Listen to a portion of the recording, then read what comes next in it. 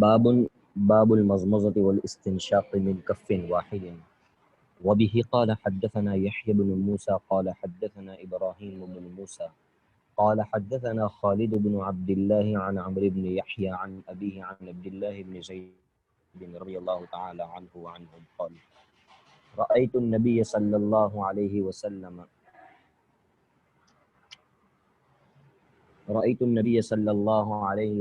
مزمز واستنشق من كف واحد فعل ذلك ثلاثا.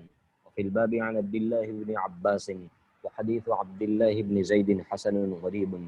وقد روى مالك وابن عيينة وغير واحد هذا الحديث عن عمرو بن يحيى ولم يذكروا هذا الحرف أن النبي صلى الله عليه وسلم مزمز واستنشق من كف واحد، وإنما ذكره خالد بن عبد الله وخالد ثقة حافظ عند أهل الحديث. وقال بعض أهل العلم المزمزة والاستنشاق من كف واحد يجزئ، وقال بعضهم يفرقهما أحب إلينا. وقال الشافعي رحمه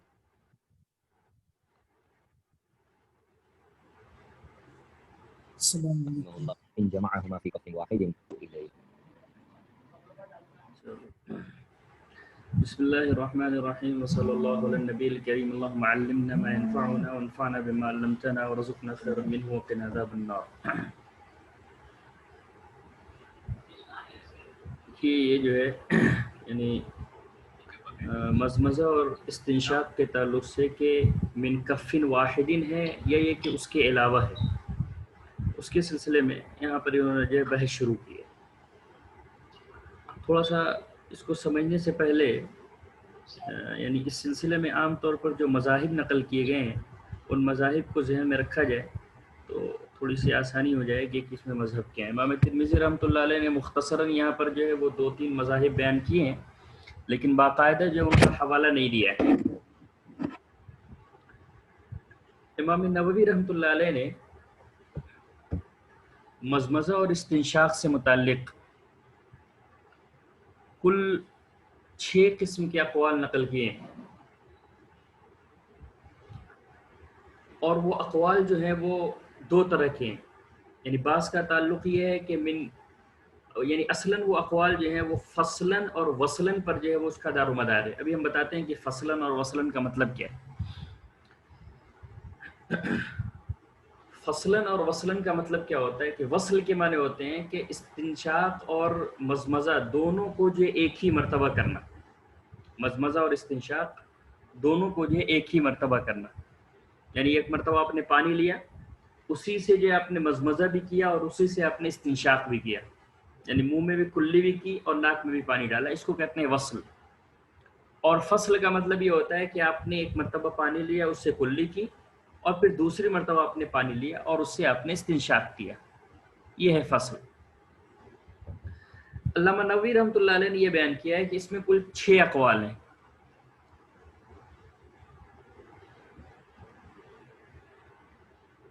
بلکہ میرا خیال ہے کہ 6، دیکھتے ہیں کتنے آتے ہیں، شاید 5 ہوں گے یا 6. پہلا قول یہ ہے کہ غرفۃ واحدہ، ایک ہی چلو سے. تھوڑا سا سمجھیے گا کہ کیسے جو ایک ہی چلو سے سب کچھ ہوگا. غرفۃ واحدہ وصلاً بھی، اور دوسرا قول ہے غرفۃ واحدہ فصلاً بھی. یعنی آپ ایک ہی چلو پانی لیں اور اسی کو آپ تصور کریں، اس کو 6 حصے میں تقسیم کریں. ایک چلو پانی کو 6 حصوں میں آپ تقسیم کریں، اور ایک حصے سے یعنی اب اس کی جو یعنی شکل بنے گی وصلاً، تو اس کا مطلب یہ ہوگا کہ آپ ایک ہی مرتبہ جو ہے ایک مرتبہ پانی لیں اور پھر ناک میں پانی ڈالیں. ایک مرتبہ کلی کریں، ایک مرتبہ ناک میں ڈالیں. ایک ہو گیا. پھر اس کے بعد ایک مرتبہ کلی کریں، پھر ناک میں پانی ڈالیں. پھر ایک مرتبہ کلی کریں، ناک میں پانی ڈالیں. اس طرح سے جو ہے ایک ہی غرفے کے اندر وصل کے ساتھ.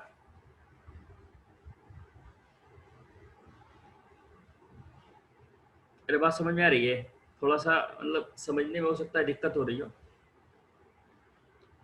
قول پہلے لکھو کہ غرفۃ واحد بالوصل، اور دوسرا قول ہے غرفۃ واحد بالفصل. غرفہ کے معنی ہوتے ہیں چلو کے.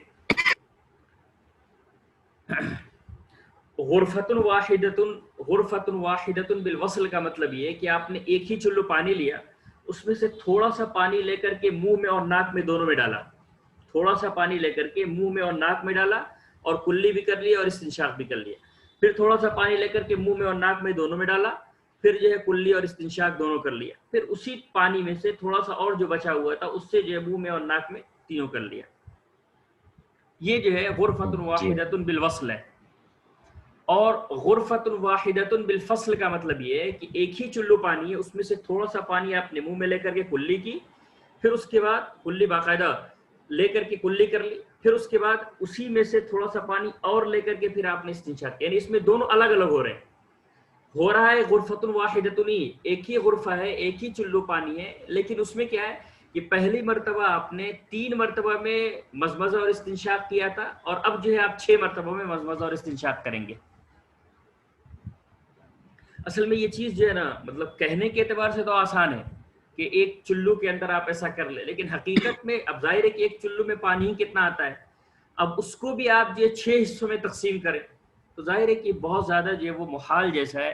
اسی لیے جو ہے وہ آپ کے جو ہے وہ مولانا یا علامہ عبد الرحمن مبارک پوری نے امام شوکانی کے حوالے سے نقل کیا ہے کہ انہوں نے کہا کہ یہ ایک غرفے کی جو روایت ہے یا ایک غرفے کا جو قول ہے, یہ قول جو ہے وہ انتہائی مطلب مستحیل ہے, یہ ناممکن ہے. یہ ہو ہی نہیں سکتا کہ آپ ایک غرفے پانی میں جو ہے وہ مزمزہ اور استنشاق دونوں کریں, اور وہ بھی جو ہے 6 مرتبہ کریں, یعنی 3 مرتبہ مزمزہ اور 3 مرتبہ استنشاق. ایک ہی چلو پانی میں 3 مرتبہ مزمزہ کریں, 3 مرتبہ استنشاق کریں. یہ الگ بات ہے کہ کبھی وصل کے ساتھ اور کبھی فصل کے ساتھ. تو یہ امام شوکانی کہتے ہیں کہ ممکن نہیں. اور باقی اگر آپ دیکھیں تو ایک چلو میں کتنا پانی آتا ہے کہ آپ جو ہے وہ دونوں کو کر سکتے ہیں. ارے سمجھ میں آ رہا ہے؟ مولانا جی ایک سوال ہے مولانا. ہاں بولو. مولانا وہ پہلا کال اور دوسرے کال میں پھر مولانا فرق کیا ہوا؟ تھوڑا سا باریک سا فرق ہو رہا ہے. وہ فرق کیا ہو رہا ہے کہ وصل کے اندر پہلی مرتبہ جب آپ منہ کے پاس پانی لے کے جا رہے ہیں, دیکھو تھوڑا میری طرف دیکھو ویڈیو میں, ایسے آپ پانی لے کے گئے تو اسی میں آپ نے منہ میں بھی ڈالا اور اسی میں ناک میں بھی ڈالا, ایسے, ٹھیک ہے؟ ہاں جی مطلب جی اس کے بعد آپ نے چلو ہٹایا, اور فصل میں یہ ہوگا کہ منہ میں ڈالنے کے بعد آپ نے چلو ہٹا لیا, اس کے بعد ناک میں ڈالنے کے بعد پھر چلو ہٹایا. یہ فرق ہوگا, وہی بہت باریک سا فرق ہو رہا ہے. جی یہ 2 قول ہو گئے. غرفۃ واحدۃ بالوصل ایک قول. ہلو جی والا نہیں سمجھے. فصل والا یہ ہوتا ہے کہ آپ نے ہاتھ میں پانی لے کر کے پہلے کلی یعنی منہ میں ڈالا اور اس کے بعد چلو کو ہٹایا, کلی کر لی, ٹھیک ہے؟ اب اس کے بعد ناک میں پانی ڈالا, تو یہ فصل ہو گیا. ہاں یہ ایک ہوا, یعنی لیکن دونوں الگ الگ ہوئے. ایک تو ہوا لیکن یہ دونوں الگ الگ ہوئے. پھر دوبارہ آپ نے ایسے کیا کہ منہ میں پانی ڈالا, ہاتھ ہٹا لیا, کلی کی, پھر ناک میں پانی ڈالا, ہاتھ ہٹا لیا, کلی کی. 2 ہو گئے. پھر اس کے بعد جو ہے جو باقی اور پانی بچا ہوا ہے اس میں سے پھر منہ میں آپ نے پانی لیا, کلی کی, ہاتھ ہٹا لیا, پھر ناک میں پانی ڈالا اور پھر ہاتھ ہٹایا. یہ فصل ہے. یہ اسامہ جو ہے ویڈیو اس کے ساتھ جڑا ہوا ہے, واٹس ایپ کے ساتھ, واٹس ایپ کے ساتھ وہ جڑا ہوا ہے, اس لیے اس کو جو ہے وہ آپ ان کے ساتھ نہیں ہے. وہ اسامہ اور عبداللہ جو ہے وہ واٹس ایپ سے جڑے ہوئے ہیں. یہ غرفۃ واحدۃ بالوصل ہو گیا اور غرفۃ واحدۃ بالفصل ہو گیا. تیسرا قول یہ ہے کہ غرفتان بالفصل,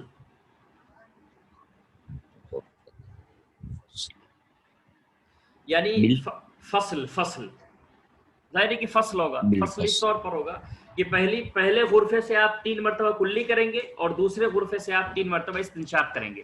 تو ظاہر ہے کہ مزمزہ اور استنشاق کے درمیان فصل ہوا کہ نہیں. یہ وصل اور فصل کا جو تعلق ہے یہ مزمزہ اور استنشاق سے ہے. تو غرفتان بالفصل تیسرا قول. چوتھا قول جو ہے وہ ثلاث غرفات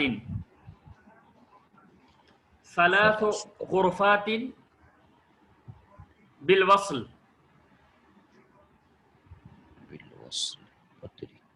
یعنی کیا مطلب کہ پہلے غرفے سے آپ مزمزہ اور استنشاق دونوں کریں, پھر دوسرا غرفہ لیں اس سے بھی مزمزہ اور استنشاق دونوں کریں, تیسرا غرفہ لیں اور اس سے بھی مزمزہ اور استنشاق کریں دونوں. جی تو جی ثلاث غرفات بالوصل. اور پانچواں جو قول ہے وہ 6 غرفات ہے اور وہ بھی فصل کے ساتھ. یعنی جیسے ہم لوگ عام طور پر کرتے ہیں, ایک مرتبہ چلو میں پانی لیتے ہیں, کلی کرتے ہیں, پھر دوسری مرتبہ چلو میں پانی لیتے ہیں, پھر کلی کرتے ہیں, پھر تیسری مرتبہ چلو میں پانی لیتے ہیں, پھر کلی کرتے ہیں, اس کے بعد پھر ایک مرتبہ چلو میں پانی لیتے ہیں, استنشاق کرتے ہیں, پھر دوبارہ لیتے ہیں, استنشاق کرتے ہیں, تیسری بار لیتے ہیں, استنشاق کرتے ہیں. یہ 6 غرفات بالفصل. ارے سمجھ میں آئی بات؟ جی جی جی جی منس جی بالکل. اب جو ہے تھوڑا سا یعنی ائمہ کے درمیان اس میں اختلاف ہے. جواز کے تو سب کوئی قائل ہے کہ ان 5 شکلوں میں سے جون سی بھی شکل آپ اختیار کر لیں آپ کے لیے جائز ہے, کوئی حرج نہیں, ہو جائے گا مزمزہ اور استنشاق. ظاہر ہے کہ جب مزمزہ اور استنشاق یہ خود اپنی اصل کے اعتبار سے واجب اور فرض نہیں ہے تو آپ چاہے جس انداز سے بھی اس کو ادا کر لیں ادائیگی ہو جائے گی. بس اختلاف جو ہے وہ افضلیت میں ہے کہ کون سا افضل ہے. احناف کے یہاں تو جو 5واں قول ہے یعنی 6 غرفات والا یہی افضل ہے. صحیح ہے؟ جی جی مولانا. اور امام مالک رحمۃ اللہ علیہ کی بھی ایک روایت ہے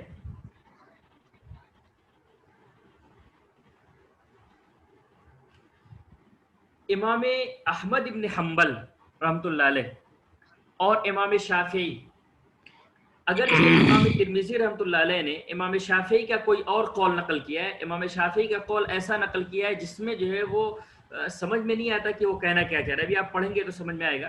بہرحال امام شافعی رحمۃ اللہ علیہ کا جو مفتبی قول ہے اور جو صحیح راجح قول ہے, اور اسی طرح سے امام احمد ابن حنبل رحمۃ اللہ علیہ کا, اور اسی طرح سے امام مالک رحمۃ اللہ علیہ کا ایک قول, ان تینوں حضرات کا ایک قول جو یہ ہے کہ یعنی 3 غرفات بالوصل, یہ ان کے یہاں راجح ہے. 3 غرفات بالوصل یعنی ایک غرفے میں آپ جو ہے مزمزہ اور استنشاق کریں, دوسرا غرفہ لیں, پھر مزمزہ اور استنشاق کریں, اور تیسرا غرفہ لیں اور اس کے لیے مزمزہ اور استنشاق کریں. امام شافعی اور امام احمد کے نزدیک ہے مولانا, اور امام مالک کا بھی یہی قول ہے ایک. جی دلیل کیا ہے؟ احناف کی دلیل کیا ہے اور شوافی کی دلیل کیا ہے؟ تو شوافی کی دلیل کے طور پر تو امام ترمذی رحمۃ اللہ علیہ نے جو حدیث الباب نقل کی ہے وہی حدیث الباب جو ہے وہ امام شافعی رحمۃ اللہ علیہ کی دلیل ہے, جس میں یہ کہ رأیت النبی صلی اللہ علیہ وسلم مضمض واستنشق من کف واحد, کہ میں نے جو ہے اللہ کے رسول صلی اللہ علیہ وسلم کو دیکھا کہ آپ نے مزمزہ اور استنشاق دونوں ایک ہی کف سے کیا, یعنی ایک ہی ہتھیلی سے آپ نے مزمزہ بھی کیا اور استنشاق بھی کیا, اور اس طرح سے 3 مرتبہ فعل ذلك ثلاثا, 3 مرتبہ آپ نے ایسا کیا. ظاہر ہے کہ اس روایت کی بنیاد پر امام شافعی رحمۃ اللہ علیہ افضل کہتے ہیں وصل کو, 3 غرفات بالوصل. احناف کی جو دلیل ہے وہ 2 دلیلیں ہیں. ایک دلیل جو ہے حافظ ابن حجر رحمۃ اللہ علیہ کی ایک مشہور کتاب ہے تلخیص الحبیر کے نام سے, التلخیص الحبیر. التلخیص الحبیر, اس میں انہوں نے یعنی عام طور پر ائمہ کے دلائل نقل کیے, جب جیسے یعنی بخاری کی شرح میں انہوں نے جو بہت سارے دلائل نقل کیے, ویسے ہی اس میں بھی انہوں نے گویا کہ فقہی طرز پر یہ کتاب لکھی گئی ہے. لیکن ہاں فقہی طرز کے ساتھ ساتھ اس کے اندر جو ہے وہ احادیث کے دلائل بھی موجود ہیں. اس میں انہوں نے صحیح ابن سکن کی ایک کتاب ہے جو صحیح ہے, اور اس میں انہوں نے التزام کیا ہے صحیح روایات کے نقل کرنے کا, جیسے بخاری وغیرہ. لیکن یہ ہے کہ بھائی بخاری کی جو شرائط ہے بہت اعلیٰ درجے کی ہیں, تو ابن سکن کے شرائط اتنے اعلیٰ درجے کے نہیں ہیں, لیکن بہرحال انہوں نے بھی صحیح روایات کو نقل کرنے کا التزام کیا ہے. جیسے صحیح ابن حبان ہے, صحیح ابن خزیمہ ہے, ویسے ہی جو ہے وہ صحیح ابن سکن ہے. صحیح ابن سکن کے حوالے سے حضرت شقیق ابن سلمہ کی روایت ہے, وہ کہتے ہیں شہدت علی و عثمان, شہدت علی و عثمان انہما توضأ وافرد المضمضة من الاستنشاق من الاستنشاق ثلاثا, کہ حضرت علی رضی اللہ تعالیٰ عنہ اور حضرت عثمان رضی اللہ تعالیٰ عنہ کا عمل انہوں نے نقل کیا ہے کہ میں نے حضرت علی اور حضرت عثمان دونوں رضی اللہ تعالیٰ عنہما کو دیکھا کہ ان دونوں حضرات نے وضو کیا اور وضو میں مزمزہ کو استنشاق سے الگ کر کے انہوں نے کیا ہے، مزمزہ الگ کیا اور استنشاق جو ہے وہ الگ کیا، اور کہا کہ 3 مرتبہ جو ہے اسی طرح سے ان حضرات نے کیا، اور اس ساتھ ہی ساتھ ان لوگوں نے یہ بھی کہا کہ ہاکذا رأینا رسول اللہ صلی اللہ علیہ وسلم یفعل، کہ اسی طرح ہم نے اللہ کے رسول صلی اللہ علیہ وسلم کو کرتے ہوئے دیکھا ہے۔ تو اس روایت کی بنیاد پر امام ابو حنیفہ رحمۃ اللہ علیہ کہتے ہیں کہ مزمزہ اور استنشاق دونوں کو الگ الگ کرنا بہتر ہے۔ ارے بات سمجھ میں آ رہی ہے؟ جی مولانا، ہاں جی واضح۔ ایک دوسری روایت ہے امام ابو داؤد نے جن کو نقل کیا ہے، یہ والی روایت تو صحیح ہے، لیکن دوسری والی جو روایت ہے امام ابو داؤد رحمۃ اللہ علیہ نے جو نقل کیا اس کے بارے میں تھوڑا سا جو ہے محدثین نے کلام کیا، لیکن بہرحال دوسرے حنفی جو محدثین ہیں انہوں نے جو اس کو صحیح ثابت کرنے کی کوشش کی ہے، اور ابو داؤد کی جو روایت ہے وہ حضرت طلحہ ابن مصرف کی روایت ہے، وہ اپنے والد سے، ہاں وہ اپنے والد سے اور وہ اپنے دادا سے نقل کرتے ہیں، جس میں انہوں نے بھی یہ کہا کہ میں نے جو ہے اللہ کے رسول صلی اللہ علیہ وسلم کو دیکھا کہ آپ وضو فرما رہے تھے، والماء يسيل من وجهه ولحيته على صدره، والماء يسيل من وجهه ولحيته على صدره، اور میں نے دیکھا کہ پانی جو ہے وہ آپ کے چہرے اور آپ کی داڑھی سے آپ کے سینے پر جو ہے وہ بہ رہا تھا، اور کہا کہ یفصل المزمزة من الاستنشاق، کہ آپ صلی اللہ علیہ وسلم جو مزمزے کو استنشاق سے الگ الگ کر رہے تھے۔ ان دونوں روایات کی وجہ سے احناف یہ کہتے ہیں کہ افراد یا فصل جو ہے وہ زیادہ بہتر ہے، اور یہ والی جو حدیث ہے جو حدیث الباب ہے اس کا جو جواب دیتے ہیں وہ یہ دیتے ہیں کہ یہاں پر تھوڑا سا حدیث دیکھیے کہ رأیت النبی صلی اللہ علیہ وسلم مزمز واستنشق من کف واحد، من کف واحد کو احناف یہ کہتے ہیں کہ اس میں جو ہے وہ تنازع فعلان ہے۔ تنازع فعلان کا مطلب یہ ہے کہ من کف واحد کا تعلق جو ہے مزمزہ سے بھی ہو سکتا ہے اور استنشاق سے بھی ہو سکتا ہے۔ مطلب کیا ہے کہ مزمزہ من کف واحد واستنشق من کف واحد، ایسا ہوتا ہے، ایسا بہت مرتبہ ہوتا ہے کہ 2 فعل ذکر کیے جاتے ہیں اور اس کے بعد ایک ہی اسم ذکر کیا جاتا ہے جس اسم کی نسبت یہ دونوں فعل کی طرف ہوتی ہے، جس کو ہم لوگ عام طور پر جو نحو کی اصطلاح میں تنازع فعلان کہتے ہیں۔ تو اس وقت یہ مفہوم ہوگا کہ مزمزہ جو ہے وہ ایک کف سے کیا اور استنشاق جو ایک کف سے کیا، اور گویا کہ اس میں یہ بیان کرنا چاہ رہے ہیں کہ من کف واحدین سے یہ بیان کرنا مقصود ہے کہ مزمزہ اور استنشاق میں دونوں ہاتھوں کا استعمال نہیں ہوا، جیسے آپ دیکھتے ہیں کہ چہرہ دھونے میں کیا ہوتا ہے، دونوں ہاتھ استعمال کیے جاتے ہیں، تو گویا کہ راوی یہ بیان کرنا چاہتے ہیں کہ اللہ کے رسول صلی اللہ علیہ وسلم نے مزمزہ اور استنشاق کے اندر دونوں ہاتھوں کا استعمال نہیں کیا بلکہ ایک ہی ہاتھ سے جو مزمزہ اور استنشاق کر لیا، من کف واحدین کا یہ مفہوم ہے، یہ توجیہ اس کی کرتے ہیں۔ حالانکہ بہرحال دوسری صریح روایات ہیں جن کے اندر جو ہے وہ مزمزہ میں یہ توجیہ جو ہے وہ صحیح نہیں ہے، مزمزہ یعنی یہ جو اس حدیث کے تعلق سے تو انہوں نے یہ احتمال ذکر کر دیا ہے، اس کی توجیہ کر دی ہے، لیکن بہرحال سچی بات یہی ہے، اسی لیے جو ہے وہ آپ کے علامہ بدر الدین عینی رحمۃ اللہ علیہ نے سارے اقوال نقل کرنے کے بعد اور احناف کی جانب سے بھی جو توجیہات، یہ جو توجیہات آپ کے سامنے ہم نے عرض کی ہیں، ان توجیہات کو نقل کرنے کے بعد علامہ بدر الدین عینی رحمۃ اللہ علیہ نے یہ کہا ہے کہ بھائی دیکھیے سچی بات یہ ہے کہ سارے یعنی طریقے جو وہ صحیح ہیں، شوافی بھی جو کرتے ہیں وہ بھی صحیح ہے اور احناف بھی جو کرتے ہیں وہ بھی صحیح ہے، اور دونوں قسم کی گنجائش ہے، روایات دونوں طرح کی ہیں، کسی کو افضل اور کسی کو غیر افضل ثابت کرنا بہرحال یہ مشکل ہے روایات کے حوالے سے۔ اب دیکھیے تھوڑا سا حدیث دیکھیے، وبه قال حدثنا يحيى بن موسى قال حدثنا ابراہیم بن موسى قال حدثنا خالد بن عبد اللہ، یہ یعنی یحییٰ ابن موسیٰ اور ابراہیم ابن موسیٰ، آپ یہ نہ سمجھیے گا کہ دونوں بھائی ہیں، دونوں الگ الگ ہیں، یحییٰ ابن موسیٰ الگ ہیں اور ابراہیم ابن موسیٰ جو یہ الگ ہیں، بہرحال دونوں ثقہ ہیں۔ یہ نقل کرتے ہیں حدثنا خالد بن عبد اللہ، یہ خالد ابن عبداللہ کے بارے میں امام احمد ابن حنبل رحمۃ اللہ علیہ نے زبردست بات نقل کی ہے کہ یہ تو ثقہ ہیں ہی، ثقہ ہونے کے ساتھ ساتھ انتہائی عابد اور زاہد تھے۔ یہ خود کہتے ہیں کہ اشتریت نفسی 3 مرات من اللہ تعالی، اشتریت نفسی من اللہ ثلاث مرات، کہ میں نے اپنے آپ کو 3 مرتبہ اللہ رب العزت سے خریدا ہے. اور امام احمد بن حنبل کہتے ہیں کہ انہوں نے 3 مرتبہ اپنے وزن کے بقدر چاندی تول کر کے انہوں نے صدقہ کیا. جتنا ان کا وزن تھا اسی کے بقدر انہوں نے چاندی تولی اور اتنا جو انہوں نے اللہ کے راستے میں صدقہ کیا. 3 مرتبہ ایسا کیا انہوں نے. کافی جو ہے وہ بزرگ جو ہیں اور ساتھ ساتھ جو ہے وہ ثقہ بھی اعلیٰ درجے کے ہیں. وہ نقل کرتے ہیں عمرو ابن یحییٰ سے، وہ نقل کرتے ہیں یحییٰ سے، وہ نقل کرتے ہیں عبداللہ ابن زید سے. عبداللہ ابن زید نام کے جو 2 صحابی ہیں، ایک عبداللہ ابن زید ابن عاصم ہے اور دوسرے جو عبداللہ ابن زید ابن عبد ربہ ہیں.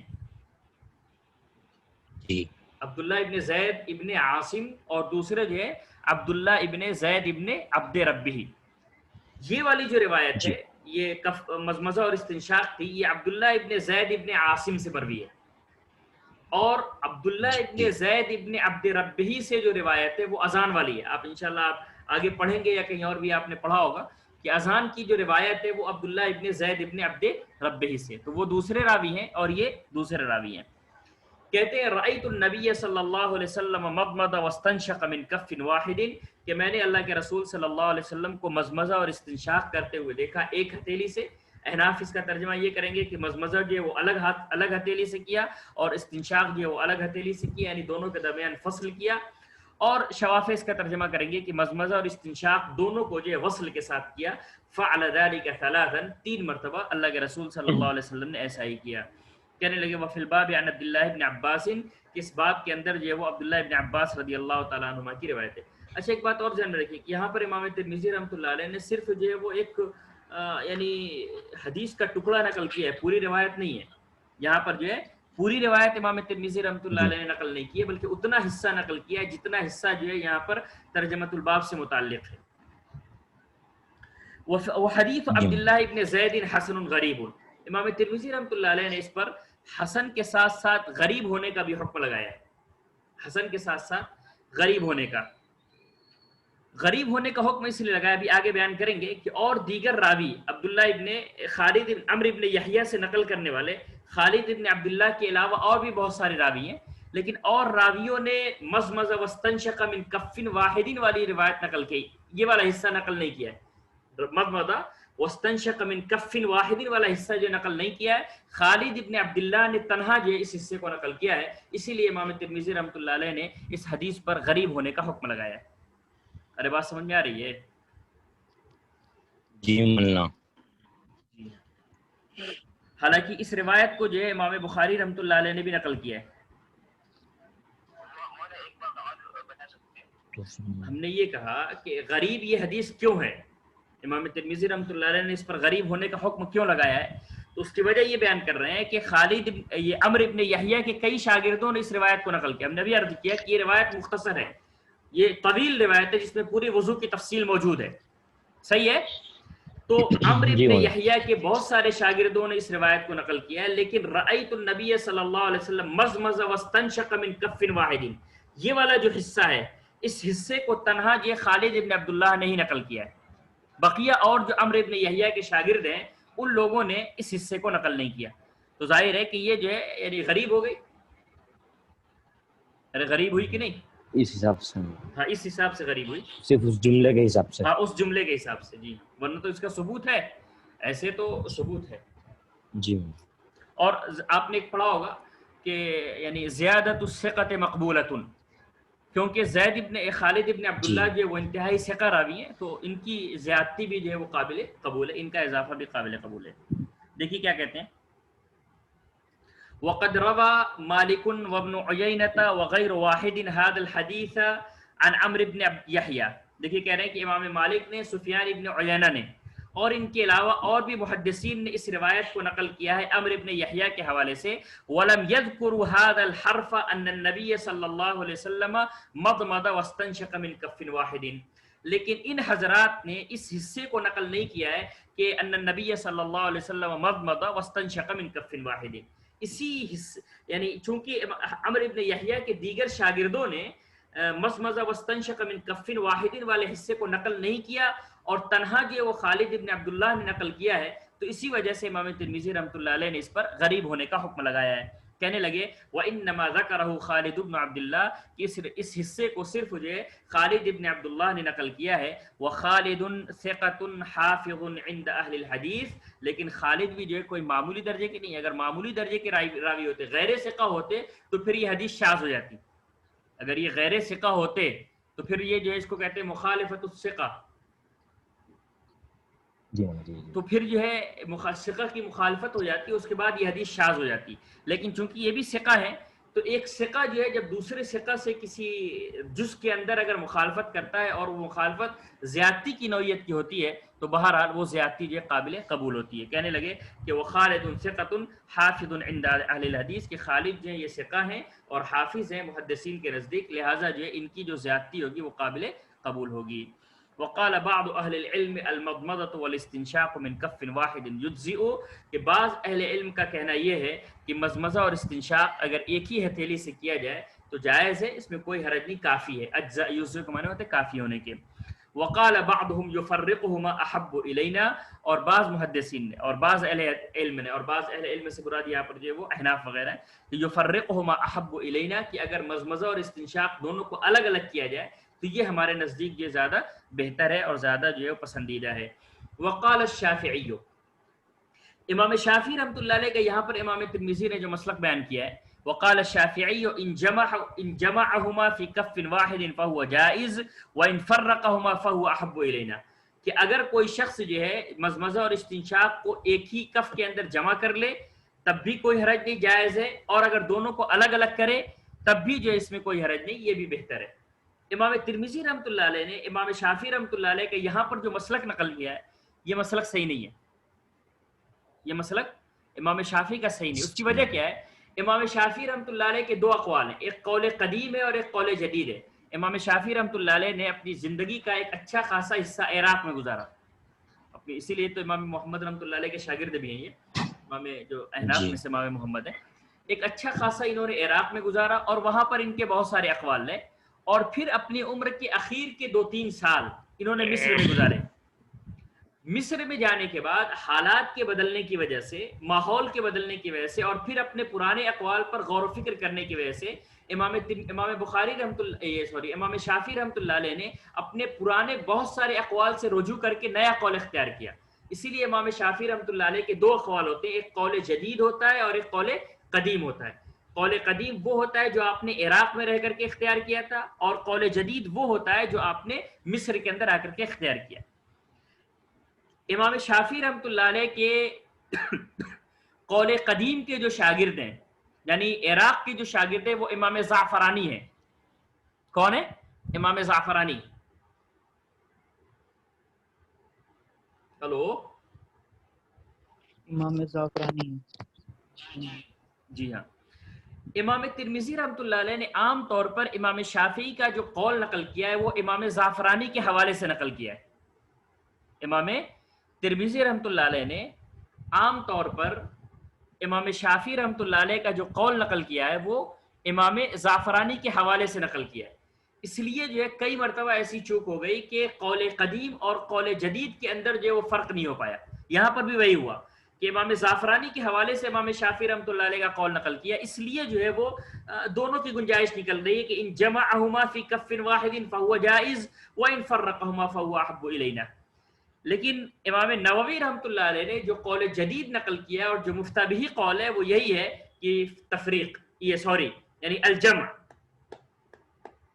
وصل. جی جی جی جی ارے بات سمجھ میں آ رہی ہے نا؟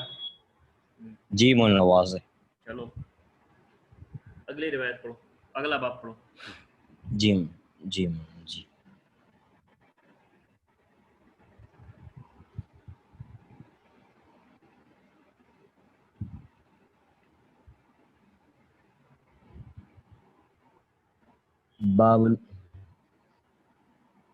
باب ما جاء في تخليل اللحية. وبه قال حدثنا ابن أبي عمر قال حدثنا سفيان بن عيينة عن عبد الكريم بن أبي المخارق ابن أبي المخارق أبي أمية عن حسان بن بلال قال رأيت عمار بن ياسر رضي الله تعالى عنه وعنهم توضأ فخلل لحيته له أو قال فقلت له أتخلل يعني لحيتك؟ قال وما يمنعني ولقد رأيت رسول الله صلى الله عليه وسلم يخلل لحيته. وبه قال حدثنا ابن أبي عمر قال حدثنا سفيان بن عيينة عن سعيد بن أبي عروبة عن قتادة عن حسان بن بلال عن عمار عن رضي الله عنه وعنهم عن النبي صلى الله عليه وسلم مثله. وفي الباب عن عثمان وعائشة وأم سلمة وأنس وابن أبي أوفى وأبي أيوب رضي الله عنهم. وسمعت إسحاق بن منصور يقول قال أحمد بن حنبل رحمه الله قال ابن عيينة رحمه الله لم يسمع عبد الكريم من حسان بن بلال حديث التخليل. لم يسمع عبد الكريم من حسان بن بلال حديث التخليل. وقال محمد بن إسماعيل رحمه الله أصح شيء في هذا الباب حديث عامر بن شقيق عن أبي وائل عن عثمان رضي الله عنهم. وقال بهذا أكثر أهل العلم من أصحاب النبي صلى الله عليه وسلم ومن بعدهم رأوا تخليل اللحية. وبه يقول الشافعي رحمه الله. وقال أحمد إن سهى عن تخليل اللحية وهو جائز. وقال إسحاق إن تركه ناسيا أو متأولا أجزأه وإن تركه عامدا أعاده. وبه قال حدثنا يحيى بن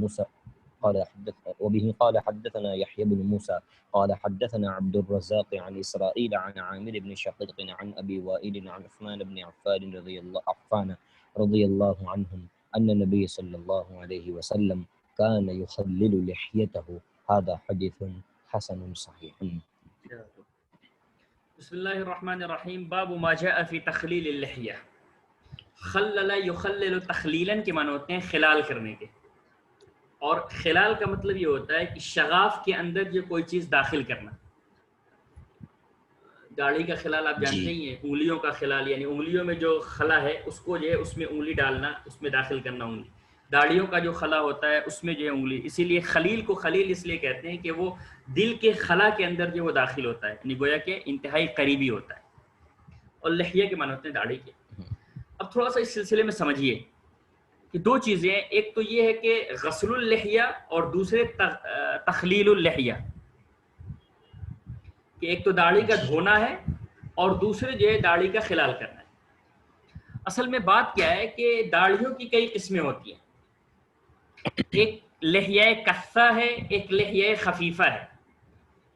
لحیہ کثہ کا مطلب یہ ہوتا ہے جو بہت گھنی داڑھی ہو، جس میں جو ہے بالکل کچھ بھی نظر نہ آتا ہو. اور لحیہ خفیفہ کا مطلب یہ ہوتا ہے کہ جو بالکل ہلکی داڑھی ہو، جس میں جو ہے وہ اندر کی کھال وغیرہ نظر آتی ہو. صحیح ہے؟ لحیہ خفیفہ اور ایک کثہ یکث کثن معنی ہوتے ہیں گنجان ہونا. اس کے بعد اسی طرح سے ایک لحیہ مسترسلہ ہوتی ہے اور دوسرے لحیہ غیر مسترسلہ.